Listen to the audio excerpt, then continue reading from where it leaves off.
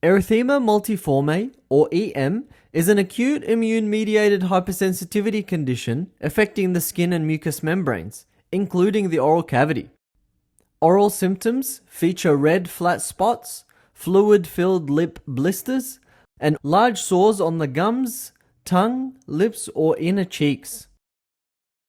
The pathophysiology of EM involves a complex interaction between the triggering agent and the immune system. When triggered, immune cells such as T lymphocytes migrate to the skin and mucous membranes, releasing cytokines and other inflammatory mediators. This leads to characteristic lesions seen in EM. EM is often triggered by an immune response to various external factors. These factors include infections, particularly herpes simplex virus infections or HSV. However, other viral and bacterial infections can also be culprits. Medications such as antibiotics, anticonvulsants, and non-steroidal anti-inflammatory drugs can also be culprits. Less common triggers are malignancies, vaccinations, and autoimmune disorders. EM tends to affect individuals across a broad range of ages, but is more commonly observed in young adults, and it can occur in both males and females. There are two main forms of erythema multiforme in the oral cavity. There's the minor type and the major type. EM minor is more common and less severe. It mainly affects the skin but can also cause oral lesions. Typically, there is no mucous membrane involvement and it tends to resolve on its own within a few weeks. EM major, however, as the name suggests, is the big one. It is more severe and affects multiple mucous membranes, including the eyes, mouth, and genitalia. Oral lesions are generally more severe and hospitalizations might be needed for treatment. In diagnosing EM, it is crucial to start with the patient's recent medical history, noting any new medications or recent illnesses. This is then followed by a comprehensive clinical examination.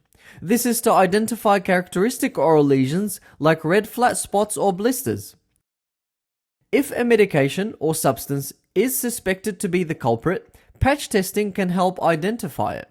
A small amount of the suspected substance is applied to the skin to check for a reaction. If an infection is suspected as the trigger, swabs from lesions or other affected areas can be cultured to identify the causative agent. And in hard-to-diagnose cases, an immunofluorescence test is done, which uses antibodies and fluorescent dyes to identify specific cells or proteins in sample tissues. Now, is there a cure? Nope. But the good news is that many cases resolve on their own, especially EM minor. Management is generally focused on treating the symptoms and eliminating the trigger if it can be identified. Most cases, especially those of EM minor, can be managed non-surgically. This often involves antihistamines for itch relief, topical corticosteroids for oral lesions, and oral antivirals if the herpes simplex virus is implicated. It is quite rare for EM to require surgical intervention.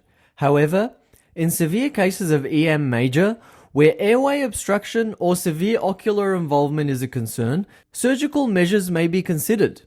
In addition, supportive therapies like mouthwashes with numbing agents to alleviate the oral pain or cold compresses for skin lesions usually provide relief.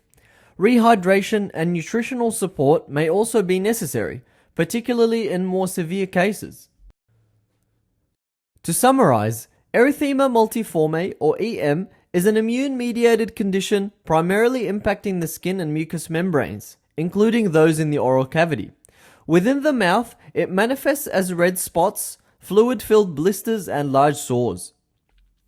EM in the oral cavity comes in two main forms, minor and major. The minor form is more common, less severe, and often resolves by itself, which means it is self-limiting, while the major form is severe, affecting multiple mucous membranes and potentially requiring hospitalization. Common triggers are infections, particularly HSV, or medications, vaccinations, malignancies, and autoimmune disorders. Diagnosing EM usually involves a clinical examination, patch tests, cultures, or specialized studies like immunofluorescence. There is currently no cure, but treatments focus on symptom relief and often involve antihistamines, topical corticosteroids, and oral antivirals. Supportive therapies like mouthwashes and rehydration may be used for symptom management.